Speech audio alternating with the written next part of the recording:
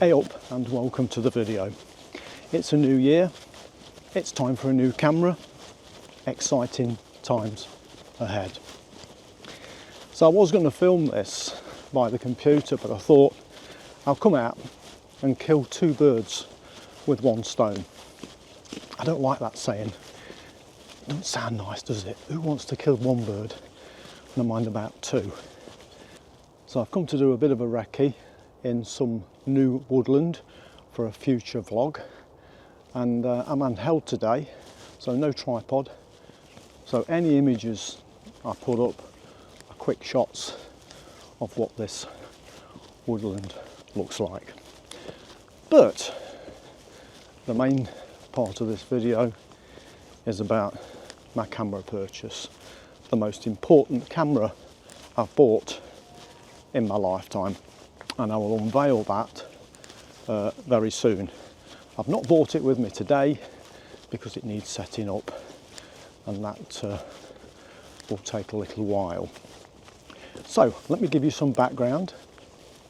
Just over 3 months ago I started to research, and I started watching reviews on this particular camera, and Helen, my partner, looked over her glasses and said, "Oh, you're watching a lot of videos on that camera." And she knows me well. She knows when I start to research that there's an imminent purchase on the way.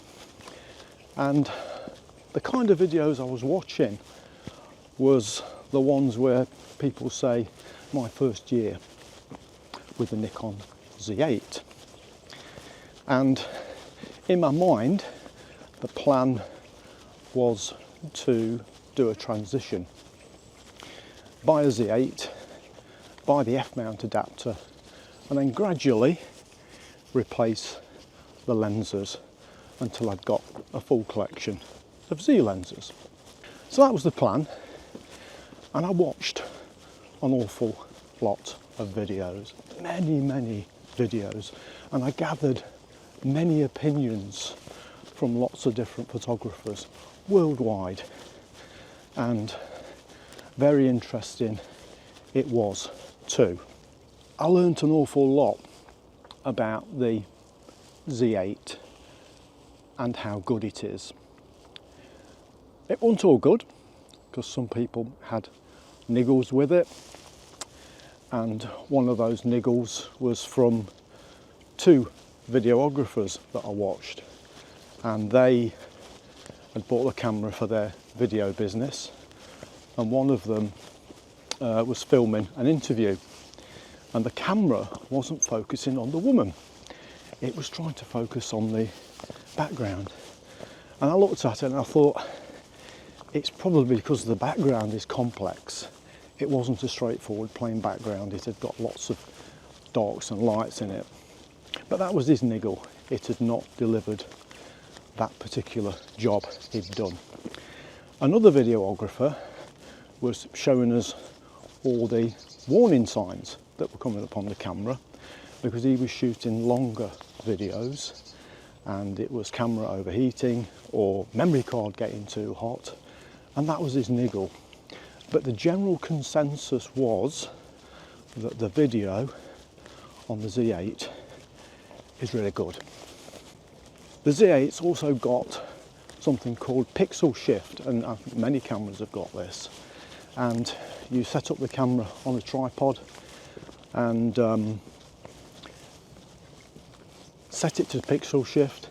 It takes a number of images, so you end up with the potential of 100 megapixel image, or the equivalent of. However, you have to pull the images together in post-processing. So that's interesting, because I think we're always interested in more resolution, and the results of the pixel shift would, as I said, make the image look like it'd been taken by a 180 megapixel sensor.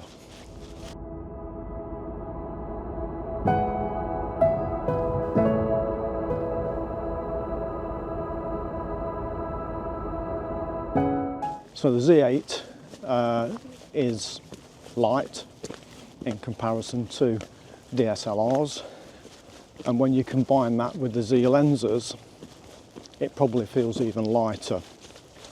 One of the most attractive features of the Z8, in my opinion, is the insane frame rate it's got. It's insane. So imagine in this woodland today, we've got squirrels leaping in the trees, and you want to capture that movement, that fast movement. You're going to do it with the Z8. You're absolutely going to nail it, and that'll go for any fast action sports. It's got to be an amazing camera for those situations. Now, I did watch a video where the photographer didn't like the sound the shutter made, and of course mirrorless cameras don't have shutters. So what he didn't like was the mimicking of the shutter that it made, and I suppose he's got a point. There's nothing like the sound of a shutter, is it? Let's do that again, that's nice. Ooh. So yeah, I kind of got it, but I don't think it would be a reason to send it back. So battery life also came up in the reviews. People were saying, oh God, drains the battery. Other people said the batteries are fine because you just keep a spare.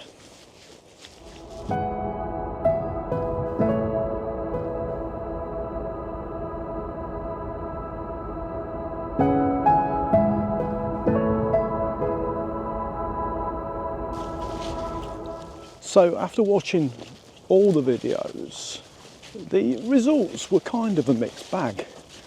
Some people were saying it's absolutely amazing, and some people were saying it's very good, but there was these little quirks that it did, and I suppose that's going to be the same for every camera. There's no perfect camera out there, because that's the one we'd use. We'd use the most perfect camera. So I did all this research, and I sat there and I weighed everything up, and I'll now unveil my new camera. And we've got to have a drum roll, haven't we?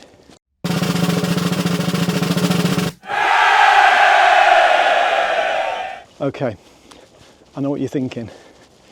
He's just told us how good the Z8 is, and he's bought another D850. Let me tell you the reasons as to why I bought another D850. This decision is for me.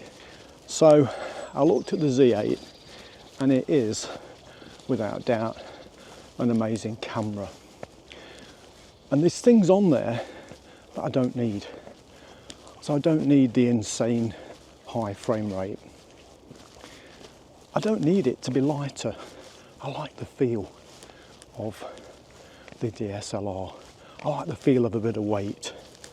There is one video I watched that I've not told you about, and the photographer basically went out with both cameras. He took the D850 out and the Z8, and he went out to do some landscape photography. I thought, oh, this is going to be interesting. And he took the same scenes with both cameras, went back to the computer, and he put those images side by side, and he showed us image after image. And he concluded that there's not much difference in image quality between the two cameras. And this was the video that kind of clinched it for me. And I probably already knew that, if I'm honest, but this video clinched it. If I'm going to do a transition and spend quite a bit of money, and I'm not going to get any difference in image quality, it's a waste of time. Why do it? What's the benefit? And I needed to see a benefit for me for going through that transition. The scientific comparison between the two cameras tells us that the dynamic range is actually better on the Nikon D850 than the Z8. So all those years of camera development and the Nikon engineers haven't been able to improve the dynamic range. There's clearly some visual improvement, but it's marginal. It's not enough for me to change systems. My Nikon D850 absolutely does an amazing job. I purchased it in May 2022 and it's been everywhere with me. It's been in hot, it's been in cold, it's been in humid conditions, and it's absolutely delivered every time. It's not missed a beat. Buying a second D850 for me was absolutely the right choice, because it means now I've future-proofed the using of this system, of my workflow. I just pick this camera up and go with it, and it absolutely delivers everything I ask it to do. It gives insane detail in the raw files. So if we look at this raw file here, this was a shot I took. I know with this camera I can underexpose by 2, 3 stops, 4 stops even, and I can end up with an image like this in post-processing. And I could have bought the Z8 and that would give me the same. So what's the point of spending all that money to get the same? Then I asked myself the question, what will make me move to mirrorless? What can the camera companies come up with that will make us jump ship?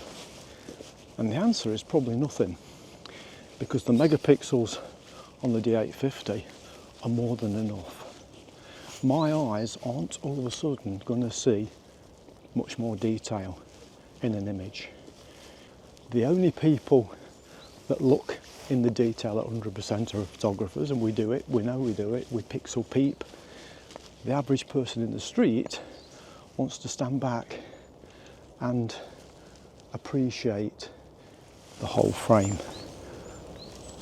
They don't go, oh mate, let's have a look at 100%. Oh yeah. They don't do that. They're looking at the whole scene that's in front of them. I don't need that frame rate. We don't all of a sudden, when we're out in this woodland, we don't see trees running at 50 miles an hour. Oh, quick, set the camera, high frame rate, let's get this tree moving. It doesn't happen. Landscape photography is very relaxing most of the time, unless we've got light kicking off around us. That's the most excitement, the most movement I think we get, unless it's windy. So buying another Nikon D850 was a no-brainer for me. It really was. And I bought this on the grey market from a UK-based company, and this is what I paid, and that is a really good price. And it comes with a 3-year warranty as well. Incidentally, the Z8 price from this company was also a good price, so there was temptation there. But now I've saved some cash, and that cash that I've saved, that I'm not going to have to splash out, will mean I can now spend that on trips out, on more outings for photography, because I'm not going to be crashing out money on lenses, and buying those 3 Z-mount lenses would have been an expense. It probably would have took me a couple of years to change over those lenses. And I think the interesting part of mirrorless is going to be the lenses. I would like to see those lenses on a 100 megapixel sensor to see what they can render. But as I said, as far as megapixels go, I think what I've got in the Nikon D850 is more than enough.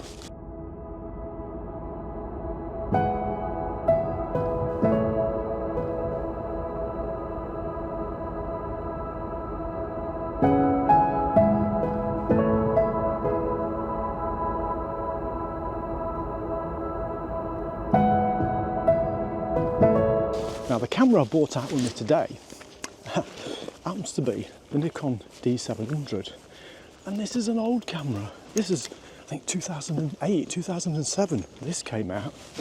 So the images you've seen are taken with this, and that's 12 megapixel. So even 12 megapixel can deliver decent images. So photography is not always about the megapixel.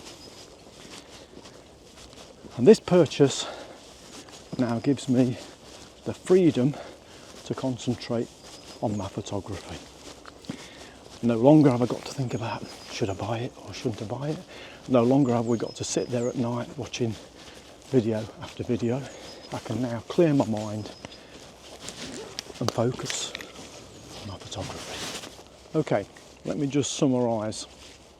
If you have a camera and you're happy with it, and you're happy with everything it can do for you, then you probably don't need a new camera. You might be able to buy different or better lenses, but if your base camera is good enough, you might not need the latest, greatest technology. So, that's it. I'm going back now to set up the new D850, and all I need to do is put it side by side with my existing one and go through the menus and match the settings.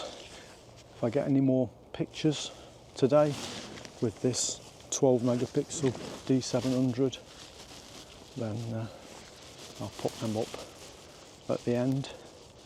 And as Helen says, my Nikon D850 is my second wife, and I've now got a third wife.